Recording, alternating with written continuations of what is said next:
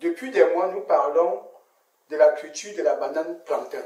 Nous allons mettre une petite parenthèse pour lancer la série sur l'investissement immobilier. Pour ceux qui ne me connaissent pas encore, je suis Prince Ngepi, entrepreneur amateur dans le domaine agricole, entrepreneur amateur dans le domaine immobilier et entrepreneur professionnel dans le domaine de la business intelligence, communément appelé BI.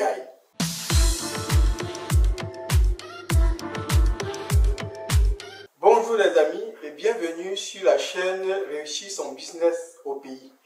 La chaîne qui va te permettre à travers des exemples pratiques sur le terrain de réussir ton projet d'investissement au pays. Ceci, quel que soit le secteur et le domaine d'activité. Et si tout se passe comme prévu, alors tu pourras prétendre à ton autonomie financière.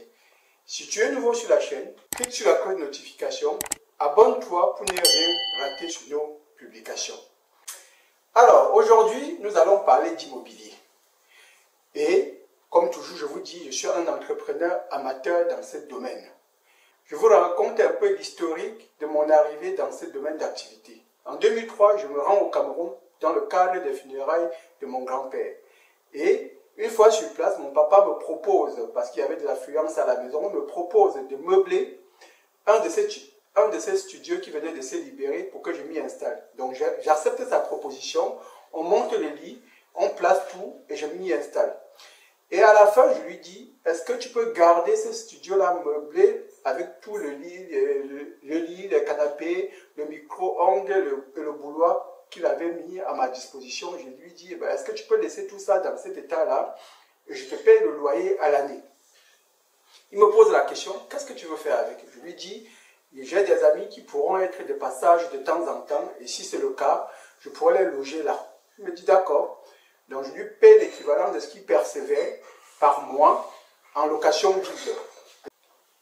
Je lui verse 1 an de loyer, il garde l'ensemble des meubles qu'il avait mis sur place là, et je m'en vais. Entre février 2003 et mars 2004, donc pratiquement 1 an, j'arrive à envoyer 8 personnes de mon entourage dans le logement. Et j'arrive à avoir plus du double des loyers que j'avais payés, hors charge.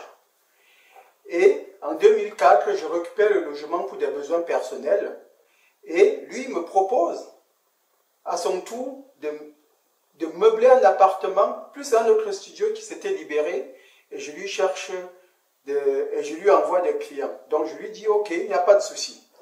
Il meuble tout ça, donc je continue la pub ici en Europe et j'envoie des clients qui venaient un peu de partout.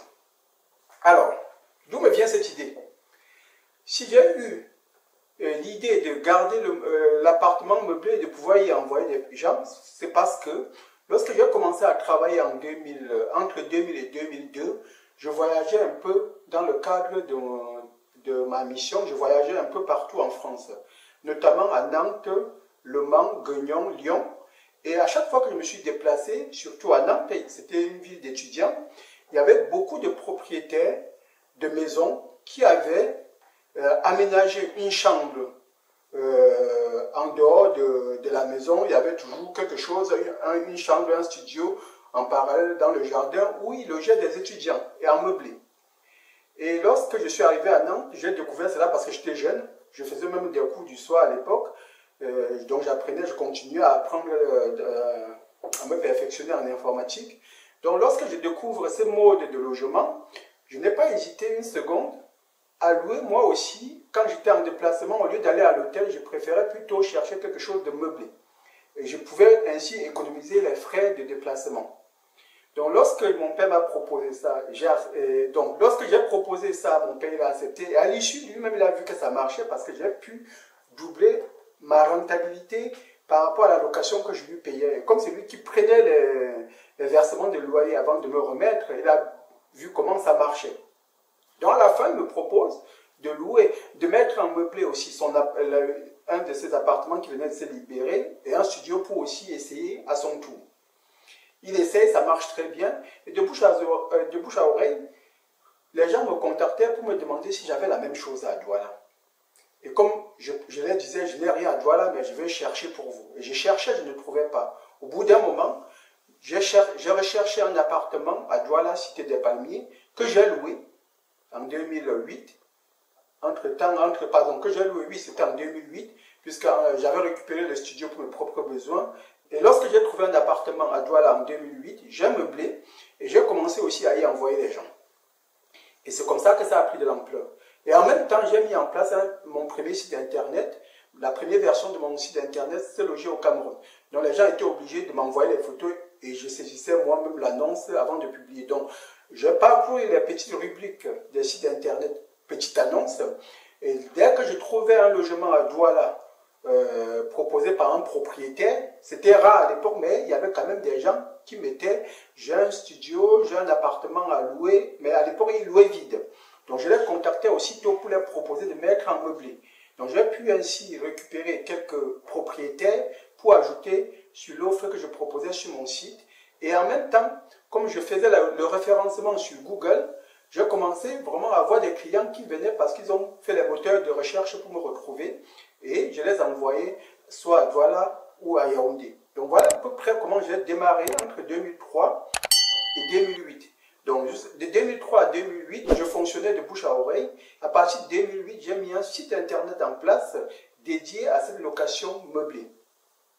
Et j'ai pu ainsi, entre 2008 et 2012, avoir moi-même mon propre logement à Douala parce que je louais l'appartement que je meublais par la suite.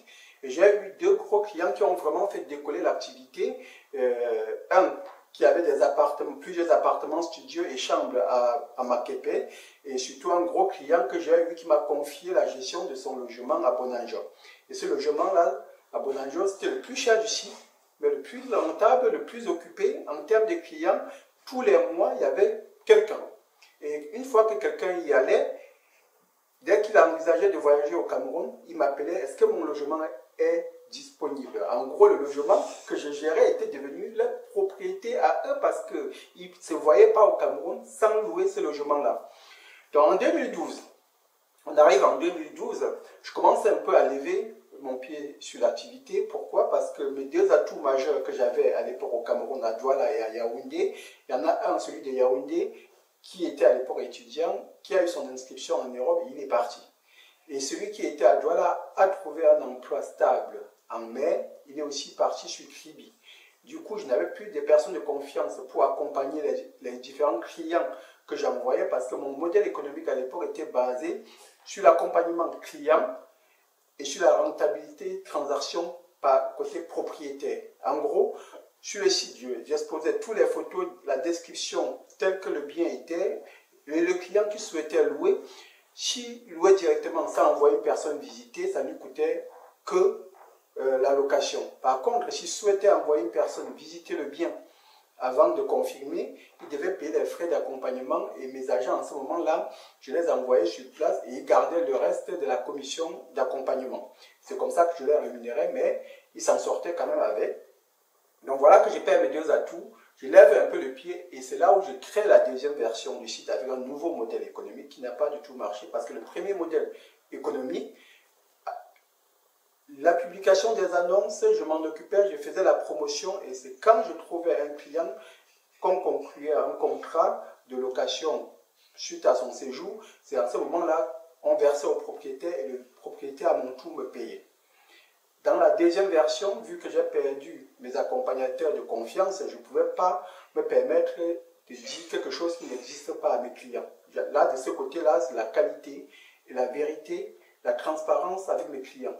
Donc du coup, j'ai mis la deuxième version du site en place qui consistait à proposer un abonnement aux propriétaires qui, eux, publiaient les annonces. Cette version-là n'a pas beaucoup fonctionné. Il n'y a que quelques propriétaires qui payaient les abonnements et ça me permettait de payer le nom du site, le nom de domaine. Donc ça a fonctionné jusqu'en 2016 sur ces modèles-là. Et à chaque fois qu'un client fidèle m'appelait, je le renvoyais directement chez le propriétaire de l'annonce qu'il avait vue. Et j'ai un peu levé le pied. Et à partir de 2016, j'ai remis une nouvelle version du site en place où j'ai vraiment donné la main aux propriétaires sans leur demander d'abonnement et je continue à renouveler mon nom de domaine.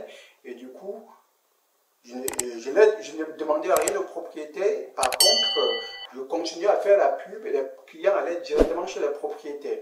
Actuellement, on est en train de mettre à nouveau en place un nouveau modèle économique du site et très prochainement, on va proposer à notre clientèle, on va essayer d'aller à la reconquête de nos anciens clients fidèles, à la reconquête de nos propriétaires et on va lancer un nouveau modèle économique. J'espère que ça fera bouger le marché actuel. Venons de voir comment je suis arrivé dans le secteur immobilier en 2003 et nous sommes en 2023, comment je compte y revenir.